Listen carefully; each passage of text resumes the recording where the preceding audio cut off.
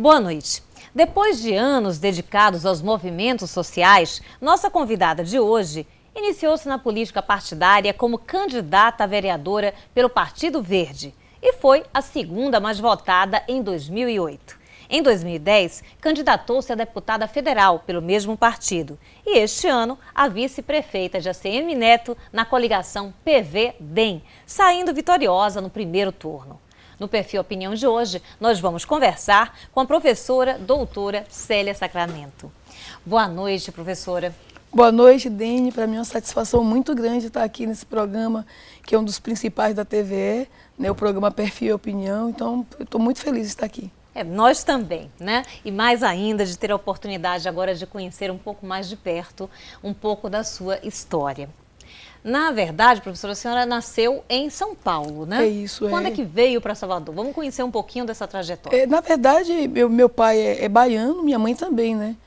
Ambos são daqui da Bahia, foram para São Paulo em função do êxodo rural, foram para trabalhar, se conheceram lá. E lá tiveram 6 filhos paulistas, então. Eu sou a 6ª. No 7º filho, minha mãe já estava aqui em Salvador, eles resolveram vir para aqui para criar os filhos aqui em Salvador. Então eu cheguei aqui em São Paulo com 7 anos. Estudei em escola pública, né? Estudei ali no Colégio Coronel Sebastião Dias, que fica na Daniel Lisboa. Depois estudei no Colégio Abrigo dos Velhos, em Brotas. Depois no João Pedro dos Santos, ali no Bonocô. E no Luiz Viana. Formei, né? Terminei o 2º grau em Piripiri. Então, na verdade, eu fui criada nas áreas periféricas de Brotas, né, ali a minha primeira residência, mas a família da minha mãe é toda da Fazenda Grande do Retiro. Então eu também fui criada na Fazenda Grande do Retiro, a família do meu pai de Brotas, e quando os meus pais se separaram, né, aos 12 anos meus pais se separaram, meu pai foi morar no São Cristóvão, então eu também fui criada no bairro de São Cristóvão, e minha mãe foi morar no subúrbio ferroviário, ali em Praia Grande. Eu fui criada no subúrbio ferroviário. Isso quer dizer, então, que a senhora conhece bastante todas essas áreas, né? Conheço muito. Sempre andei bem nos bairros. Bem, e ainda quando criança, no início da adolescência, né, como é que era o convívio em todos os lugares pelos quais a senhora passou, teve a oportunidade realmente de passar e conhecer as necessidades, né, de fato, porque eram necessidades, acredito que suas também, naquele período? Olha, veja só, como eu venho de uma família assim, muito humilde mesmo, né? Quando eu morei em Brotas, com o casal junto, até que a situação era um pouquinho melhor. Mas era também uma das tantas famílias que viviam numa situação muito precária, condição básica. Meu pai primeiro teve a profissão de sapateiro, depois, quando eu fiz aproximadamente uns 10, 9 anos, ele mudou de profissão, passou a ser taxista e sustentou uma família com 8 filhos. Então era tudo muito difícil. Eu lembro que nas minhas séries escolares eu sempre fui indicada para ser líder da turma. Às vezes eu nunca quis disputar, mas o pessoal, não, a líder vai ser Célia. Talvez porque era muito traquina para dar uma ajuda da professora, né? Então a professora sempre... Ou era uma líder nata? Não sei qual é o caso. Eu sei que eu sempre fui líder de classe. Outro dia eu estava refletindo isso. Minhas amigas fizeram esse comentário, né? O pessoal, pô, Célia, você sempre está atendendo, sempre indicada. E minha mãe, ela costureira, na separação, então, quando a máquina quebrou, eu lembro que ela foi trabalhar no comércio, ela trabalhou na Galo Turismo. Então, ela está na lista das 500 primeiras pessoas a fundar o Partido dos Trabalhadores. Então, eu via minha mãe participar, eu ia com ela participar dos vários eventos, né, do Movimento dos Trabalhadores no Campo Grande, nas passeatas no Dia do Trabalhador, no Dia Internacional da Mulher, todas as discussões políticas que eram feitas no centro da cidade, porque o trabalho da minha mãe era na Galo Turismo, que fica ali ficava no Largo 2 de Julho. Então, eu desde muito cedo comecei a ver esse movimento. Paralelo a esse momento, minha mãe também foi fundadora de uma associação, a Associação Nova Aliança, que fica em Praia Grande. Então, minha mãe foi fundadora dessa associação essa que consta lá nas atas, né, nos livros deles, que eu cheguei a disputar, né, para ser a presidente. Ganhei e não levei, porque eu não tinha idade para ser. Tinha 17 anos e a pessoa, você não vai poder assumir. Então, mas, né, foi uma coisa assim bastante interessante. E meu pai, ele, por ter morado em São Paulo, ele veio com essa ideia utópica de que todos os filhos iam fazer faculdade. Então, toda a minha família, as meninas eram preparadas e educadas para serem empregadas domésticas. Já era uma coisa assim bem básica. E os meninos para serem pintores ou pedreiros, teriam uma profissão. Então, o trabalho dignifica o homem, pode ser qualquer trabalho. E meu pai veio num contraponto diferente, né? Ele que tinha muitos irmãos, E ele dizia, não, meus filhos vão fazer faculdade. Que ele não sabia nem o que era faculdade. Mas ele via que lá em São Paulo esse era um diferencial. Então, ele veio com essa ideia e começou a falar muito nisso. Ele, na sapataria dele, que ficava ali na Rua do Paraíso, eu lembro bem que ele consertando o sapato, vinham os meninos do Central, com livros na mão, e ele me qual é o caso desse livro aí? Não, é porque vai cair no vestibular. Você me empresta daqui a 8 dias, quando você vier buscar o seu sapato, eu... Aí ele pegava o livro emprestado, lia a orelha do livro, e chegava em casa fazendo terror comigo, com meu irmão, com outro. Olha aqui, ó, para vocês lerem, porque isso é assunto de vestibular. Eu já li. E aí contava, meu pai era muito eloquente, aí contava o que ele tinha lido e queria discutir com a gente, e a gente ficava naquela agonia de um ler no horário que o outro não estava lendo e tal. E a gente então, lia o livro. vocês todos também se estimularam, de fato, né, com esse incentivo do seu pai. Sim, meu pai, ele motivava. Minha mãe era uma leitora nata, minha mãe gostava de ler, minha mãe tinha estudado mais do que meu pai, então já era uma prática dela ler. Aí minha mãe lia por naturalidade e meu pai obrigava a gente a ler porque ele sabia que era importante, mas ele não era um leitor. Mas ele motivava a gente. E como é que vocês, de fato, conseguiram, né, estudando numa escola pública e com um número tão grande de irmãos e tal, e numa situação em que os pais trabalhavam, mas tinha uma situação, com certeza, bastante apertada, né? Sim. Conseguir chegar, de fato, a realizar esse sonho dos pais, Olha, na realidade. eu lhe confesso que não foi fácil, viu, Dene? Não foi fácil porque... Depois da separação, meu pai casou de novo, teve mais 4 filhos, então nós fomos 12. A outra esposa dele tinha mais um filho que ele não criava, mas que era mais um filho, então são 13. Então, de alguma forma, a mãe dele tinha que dar alguma assistência para ele de vez em quando. Então, assim, foi uma situação muito difícil. Mas tinha a motivação de que tinha que fazer faculdade, tinha as orientações, né? A minha mãe orientando de um lado, meu pai orientando do outro. Nós fomos sobrevivendo. Foi muito difícil, eu cheguei a ser camelô. Eu lembro de um dia que eu não tive dinheiro de transporte e eu fui vender pipoca, entrei numa bomboniere, como muita gente faz hoje. Tentei entrar na bomboniere, comprei um pacote de pipoca, vendi, né, transformei em recurso. Minha mãe ficou desesperada, minha filha, não pode ser assim, mas minha mãe não tem que estudar e tal. Então, assim, sempre houve uma preocupação muito grande comigo, assim. Eu devo muito à minha família por ter acreditado em mim. Então, eles sempre, todos os meus irmãos, sempre tiveram todo um cuidado, porque já que eu era uma das pessoas, eu sou a segunda dos 12, mas que tinha incorporado mesmo a meta de fazer faculdade. Então eu concluí o 2º grau, fiz o curso técnico em contabilidade lá no Comercial em Piripiri, no Castelo Branco. E ao concluir esse curso, no processo de conclusão desse curso, eu tive a oportunidade de trabalhar na Paluma Negócios Imobiliários, que ficava no comércio, com Rosa Noblar, com Lúcia Schor. E elas ficavam também fazendo toda a motivação, elas gostavam de ver essa história de que eu gostava de estudar, gostava de ler, lia muito revista em quadrinho, lia romance, elas achavam aquilo o máximo, né? Uma coisa assim, diferente. Então, todo mundo, quando via esse meu desempenho e de meus irmãos, motivava a gente de alguma forma, sempre estavam dando um livro. Então, nós tivemos uma série de cotas aí pelo caminho, né? Sempre pessoas dando uma ajuda. E esse caminho até a universidade? A universidade, o caminho para a universidade não foi fácil. Porque eu achei que, em função de ter tido oportunidade de estudar numa escola pública, ser uma aluna de notas razoáveis, eu podia ingressar, já que a média da faculdade era 7. Eu vou fazer o primeiro vestibular e claro que vou passar. E foi surpreendente ver que minha primeira nota foi 4,3. Eu disse, nossa, e agora? Entrei no cursinho, comecei a trabalhar com 16 anos, né, na Paloma Negócios Imobiliários, como office girl. Office girl é aquela pessoa que chega cedo, limpa o escritório, vai fazer pagamentos, atende telefone e serve tal. Serve cafezinho, água, tudo. Então era uma correria. E de noite eu ia para o cursinho. Então, pique, nós fizemos um grande, graças a Deus, todas as minhas amigas daquela época, eu tenho uma que é diretora de TV da Record agora, né, mas que foi também da mesma batalha daquela época, da mesma pobreza. Então, assim, eu tenho muito orgulho da minha geração. Nós nos encontramos, mais de 200 alunos, que não desistimos, porque não foi fácil. Segundo vestibular, a nota 6,7. Então eu disse, poxa, eu vou poder, eu vou conseguir. A família incentivando, a média é 7, na próxima eu entro. No terceiro vestibular, minha nota foi 8,3. Então, só que eu não passei não, viu? Ah, não passou? Não. Apesar a da média era né? 7, mas só que eu estava concorrendo. Aí eu descobri o processo de exclusão. A maioria dos meus amigos desistiram. Né? A maioria, não, isso não. Eu lembro que eu tenho uma amiga que dizia, Célia, se saia dessa ideia, negócio de vestibular não é para preto e pobre, não. você é uma pessoa tão simpática, arranje um namorado que tenha caráter e personalidade, que é mais fácil. Minha mãe, quando soube disso, se desesperou. Minha filha, com quem é que você tem andado? Meu pai nunca soube dessa história.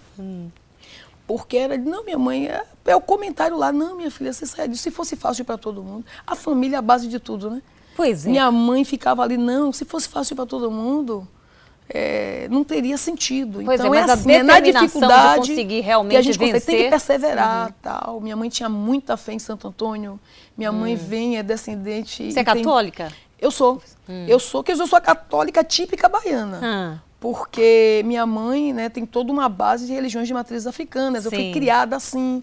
Minha mãe foi feita de Euá, né, num terreiro lá em Praia Grande, né, no subúrbio ferroviário. Então tem toda essa história. Mas apesar disso, minha mãe era minha mãe era uma crente ferrinha em Santo Antônio. Então ela não perdia, fazia as doações dos pães na Piedade, todas as terças-feiras. Eu até ficava chateada, minha mãe precisando tanto de pão lá em casa. Ô, minha filha, não faça isso. Toda terça-feira ela fazia a doação. Se não fossem 6, 12, eu sei que ela tinha que fazer. Então, assim, eu venho muito dessa... Mas minha mãe também não tinha problema nenhum com religião nenhuma. Se ela tivesse, ela ia para Xexonoé. Se ela é séria, a gente tem que respeitar e tirar tudo de bom que tem em todas as religiões. Eu tenho parentes na minha família que... Eu tenho parentes que são adventistas do sétimo dia. Eu tenho parentes que são da Igreja Batistas. Os tios. Tenho igrejas que são parentes que são fundadores da Assembleia de Deus da Liberdade, por exemplo, meu tio. Eu lembro que ele é um dos fundadores dali. Então eu tenho isso. Meus irmãos, dos 12, eu tenho 6 irmãos que são evangélicos, 2 que são católicos, 2 que são do candomblé, 2 que são espíritas. Então é todo esse culto ecumênico. Eu respeito muito a diversidade.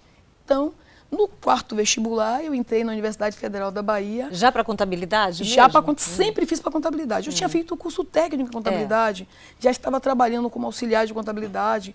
A contabilidade era depois, daí eu passei a trabalhar de office girl, eu lembro que tinha um contador nessa empresa e eu ficava pedindo a ele para me conseguir um estágio. Ele vindo do meu dinamismo, me convidou para fazer um estágio, eu fiz primeiro estágio na Caixa Econômica Federal.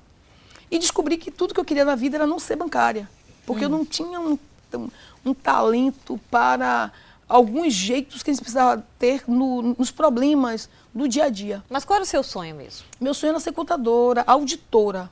Meu sonho, então, eu estudando, eu vi que tinha auditoria, que era o máximo da contabilidade, então eu queria ser auditora das grandes empresas, na época Arthur Andersen, na Price, na Ernst Young, então as grandes empresas, então eu ia estudar para isso, né, estar nas grandes empresas. Passei no vestibular, com a nota acima de 9, passei e não fiquei na UFBA. Depois eu descobri que não podia ficar.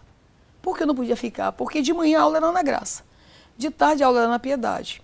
Num outro horário, no mesmo horário de manhã, eu tinha aula no Canela.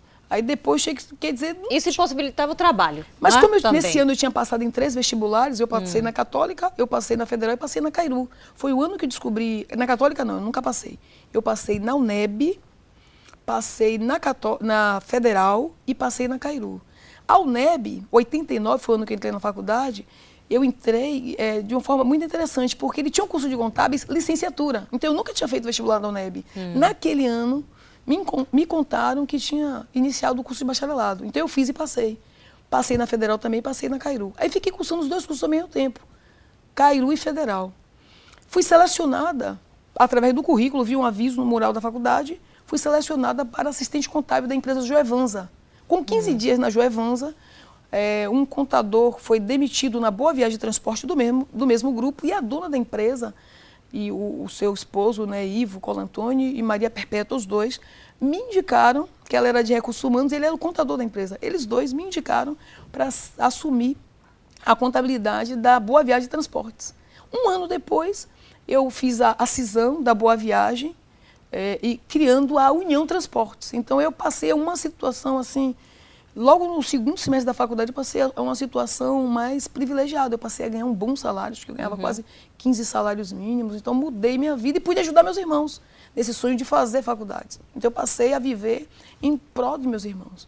Porque eu perdi minha mãe. No ano que entrei, no dia que eu fui assistir a minha primeira aula, a minha mãe foi assassinada chegando em casa, né? Foi uma coisa assim, uma fase muito triste da minha vida. Porque alguns amigos meus... muito diretamente, da forma mais dolorosa, com a violência também. Imagine, eu realizo o meu sonho agora, 5 horas da tarde, chego em casa feliz, na casa da minha tia, 7 horas, tão cansada, mas feliz, porque eu tinha ido para a aula inaugural, cheguei acho que 8 horas. 9 horas chega meu irmão na minha casa me contando que eu não tinha mais mãe. Imagine. Eu lhe confesso que deu vontade de me jogar da passarela do Iguatemi. Eu digo, rapaz, se eu me jogar dessa passarela aqui, eu morro, porque não tem sentido. Você perder a mãe. O que te fez continuar vivendo? Meus irmãos. Para mim, meus irmãos não são muito importantes para mim.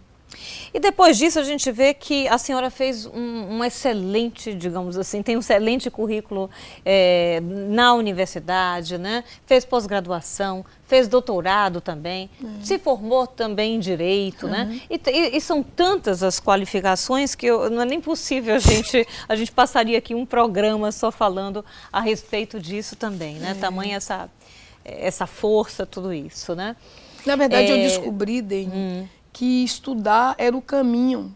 Quando eu passei no vestibular, eu disse, então o segredo é esse, é ficar estudando, é estar tendo conhecimento. Cada vez que eu comecei a descobrir que cada vez que eu mergulhava para aprender alguma coisa, eu só lucrava. O conhecimento me transformou. Eu disse, poxa, o grande problema da pobreza, de nós que estamos nas áreas periféricas, é a falta de informação. Então eu passei a assumir esse compromisso. A de inserir as pessoas que vêm como eu, a ajudar a qualificar, a mostrar os caminhos das pedras. As pessoas têm um hábito, eu tenho um amigo, Jadir de Brito, que é da minha época, ele dizia, pô, Célia, você sabe, as pessoas às vezes descobrem as coisas e não contam. E nós temos a missão de fazer diferente. Nós temos a missão de estar sempre falando para as pessoas, olha, abriu o concurso ali, incentivando. Eu lembro que quando eu passei no meu primeiro concurso público, talvez um dos únicos, que eu só fiz 2, um da Receita Federal e um de professora da UFES, quando eu concluí minha faculdade. E eu lembro que esse meu amigo já disse, Célia, tem uma vaga para contadora. E quem disse que eu quero ser professora? Pô, Célia, você é professora nata, você faz seminário, não sei o quê. Não, mas eu sou contadora. Eu já tenho uma frustração de não conseguir ser auditora das melhores empresas. Eu não consegui. Porque mesmo sendo uma excelente aluna, tinha que ter conhecimento básico em francês. Em francês não, em inglês, em espanhol. Eu tinha esse conhecimento básico e não me inseri. Porque depois eu descobri que essas empresas de auditoria não contratavam negros. Aí o que eu fiz? Entrei em depressão. Fomos na faculdade, na época de estudar. Na época que eu estudei para o vestibular, entrei em depressão profunda, muito grande mesmo. Aquela de pobre, sabe? 2 dias, chorando. Porque pobre não fica 6 meses de depressão, 1 ano. Isso você não vê. Então, certamente foi uma grande melancolia, né? Porque, infelizmente, a doença da depressão, ela não escolhe, né? Classe social, infelizmente, né? Mas eu vou lhe dizer, foi um sentimento, uma dor que eu acho que foi depressão. Agora, foi uma coisa rápida, porque foi profundo. Mas no momento, vamos Mas avante. Conseguiu sair disso, né? Conseguiu superar e a segunda foi exatamente o fato, na sua vida. E a segunda depressão foi quando eu não consegui entrar nas empresas de auditoria, mesmo estando qualificada. Descobri que existia essa falta de oportunidade para quem é negro. Bem, mas seu destino estava traçado para outro lado. Eu tenho uma empresa de auditoria, foi. Mas neste momento foi montada uma empresa de auditoria? Assim que eu concluí o curso, meu sócio, que tinha formado pela UFBA, já era formado há 1 ano e meio, né, também tinha uma frustração de não estar fazendo a contabilidade que ele queria. Eu digo, vamos montar uma empresa de auditoria e perícia. Então, eu tenho uma empresa registrada à junta comercial, né? O primeiro escritório foi no edifício Santa Rita. Então, eu montei uma empresa de auditoria e comecei a fazer auditoria. Foi uma coisa boa, né? Quer dizer, eu transformei uma coisa negativa em algo positivo. Comecei a inserir algumas pessoas nesses pequenos trabalhos de auditoria, principalmente pessoas negras como eu, que tinham esse interesse pela auditoria e não tinham oportunidade nas grandes empresas. Mas, e nesse primeiro concurso que eu falei para você da UFES, foi o Jadir, né, que me indicou, que motivou, e eu agradeço muito. Então, eu fiz o concurso concorrendo com 16 pessoas, passei em primeiro lugar e comecei a dar aula. A gente vê o que é a força justamente da determinação, obstinação, né, por vencer. Mas imagine, mais de tantos colegas meus que desistiram. Pois é. Por falta de oportunidade, segredo, por falta né? de políticas públicas. Nunca também. Sobre isso nós vamos falar daqui a pouquinho no próximo bloco.